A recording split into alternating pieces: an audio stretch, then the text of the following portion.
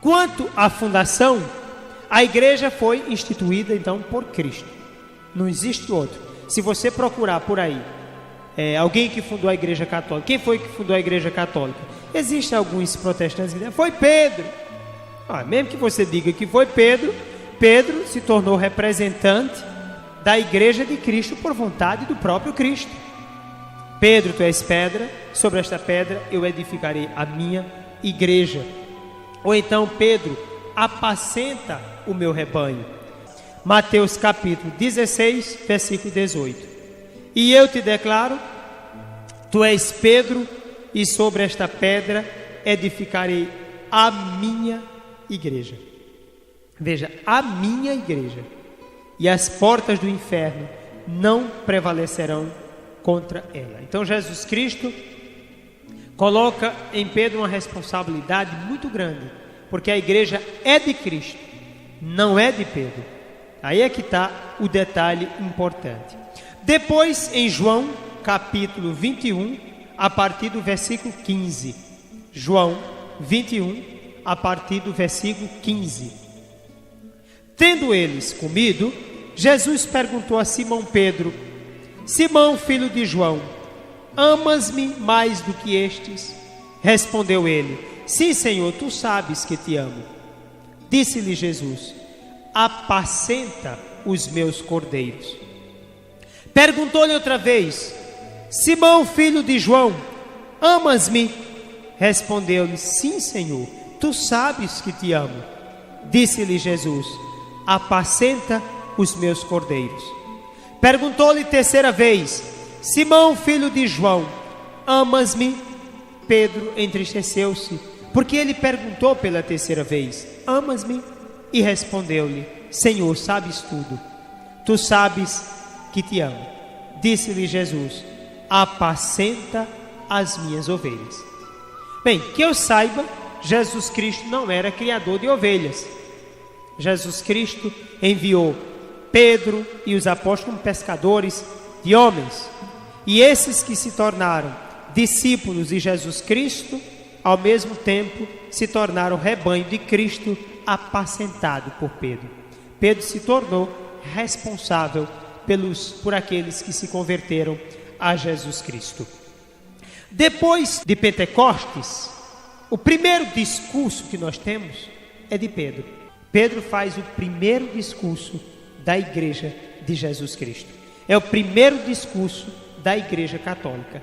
Atos dos Apóstolos, capítulo 2, versículos de 14 em diante. Numa daqueles dias, levantou-se Pedro, olha aí, para a eleição de Matias. Atos, capítulo 1, a partir do versículo 15. Levantou-se Pedro no meio dos seus irmãos, na assembleia reunida, que constava de umas 120 pessoas, e disse: Irmãos, convinha que se cumprisse o que o Espírito Santo predisse na Escritura pela boca de Davi, acerca de Judas, que foi o guia daqueles que prenderam Jesus. Ele era um dos nossos e teve parte no nosso ministério. Este homem adquirira um campo com o salário de seu crime. Depois, tombando para a frente, arrebentou-se pelo meio, e todas as suas entranhas se derramaram. Tornou-se esse fato conhecido aos habitantes de Jerusalém, de modo que aquele campo foi chamado na língua deles Alcéldama, isto é, campo de sangue. Pois está escrito no livro dos Salmos: fique deserta a sua habitação e não haja quem nele habite, e ainda mais, que outro receba o seu cargo. Salmo 68, 26, 108, 8. Os Atos dos Apóstolos citando o Salmo. Pedro aqui, veja, na liderança. Convinha, pois, que destes homens que têm estado em nossa companhia todo o tempo em que o Senhor Jesus viveu entre nós, a começar do batismo de João até o dia em que de nosso meio foi arrebatado, um deles se torne conosco testemunha da sua ressurreição. Então veja a importância de Pedro. Ele vai tomar a iniciativa para encontrar um que substitua Judas Iscariotes, mas alguém que conviveu com eles, alguém que esteve com Jesus, a começar desde aquele batismo de Jesus por meio de João até a ressurreição. Então, para ser apóstolo, tem que ser alguém que conviveu com os apóstolos, que conviveu com Jesus e que é testemunha, inclusive, da ressurreição. Propuseram 2, José e Matias. A sorte caiu sobre Matias. Mas veja, o que eu quero citar com isso é que Pedro toma a liderança nesse ponto.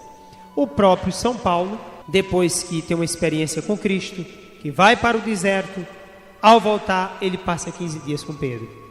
Depois desse encontro com Pedro, depois com Tiago e João, chamados de as colunas da igreja, Paulo é enviado para a missão com os gentios, com os pagãos. Quem faz isso? Pedro. Então a responsabilidade de Pedro de apacentar o rebanho de Jesus Cristo. Portanto, a igreja é instituída por Cristo, mas na terra existe um representante legal, por vontade do mesmo Cristo, para apacentar o seu rebanho. De Pedro até hoje, 265 papas, com o nosso querido e amado Bento XVI. E outros virão para dar continuidade a esse ministério, instituído por Cristo, desde Pedro até o fim dos tempos. Quanto à missão da igreja, há alguns aspectos importantes. Primeiro, no dia de Pentecostes, a igreja recebe o Espírito Santo. E veja que com esse ponto, nós fechamos a ideia trinitária da igreja. Então a igreja é um projeto nascido no coração do Pai, querido pelo Pai. Na história é instituído por Cristo, por meio do Filho, é o Filho que institui esse projeto do Pai. E a continuidade, a vivacidade deste projeto é o Espírito Santo. Então, vem do Pai, é instituído pelo Filho e é guiado pelo Espírito Santo. Assim é a igreja, toda a base trinitária dela. Após o Pentecostes, depois de receber, portanto, o Espírito Santo, a igreja é enviada a todas as nações para torná-las discípulas. Por isso nós temos essas bases já em Marcos, capítulo 16, versículo 15, e em Mateus 28, versículo 19. Então nós não podemos fugir do mandato especial de Jesus Cristo para a própria igreja. Então é Cristo quem institui, por vontade do Pai, a igreja, dá o Espírito Santo e a envia pelo mundo. E as portas do inferno nunca prevalecerão sobre ela. Coisas de Satanás podem até existir. O inimigo vai querer influenciar na igreja, agir na igreja, querendo destruir a igreja, mas ela não vai ser vencida, porque o Espírito Santo é sua alma. É instituída por Cristo, é um projeto nascido no coração do Pai. Por isso que apesar de todas as revoluções, de todas as brigas, confusões, tudo o que acontece hoje contra a igreja de Cristo, isso não deve fazer esmorecer o coração de um verdadeiro católico, de um verdadeiro fiel, aquele que está inserido em Cristo, através de sua igreja. Porque a igreja é vencedora, porque é guiada pelo Espírito Santo. E a igreja, queira sim, queira não, queira alguém A ou alguém B, ou não queira, a igreja vai transformar esse mundo segundo Cristo. Mas padre, já tem 2000 anos, é pouco. O tempo para Deus não conta.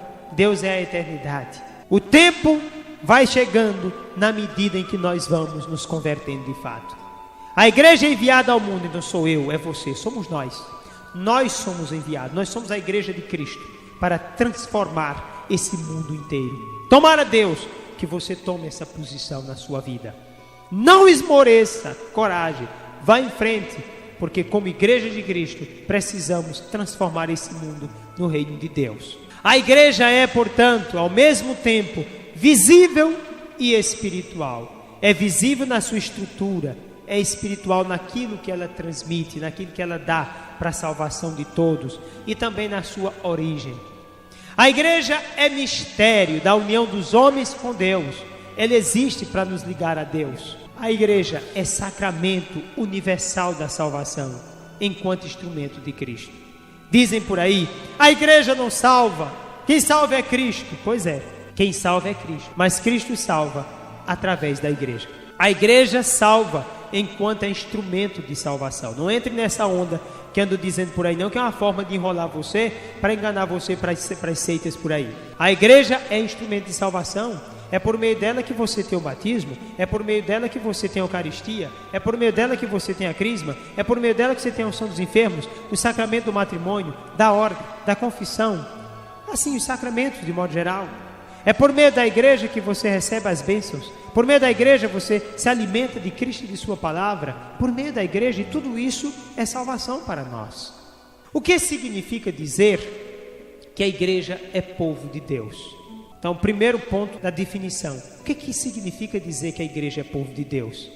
Significa que a igreja é a raça eleita, segundo São Pedro nas suas cartas. É a escolhida por Deus para si, através do seu Filho Jesus Cristo no Espírito Santo. Então a igreja é a raça eleita, que é escolhida pelo Pai para si, através do seu Filho, no Espírito Santo de Deus. Isso é o que significa.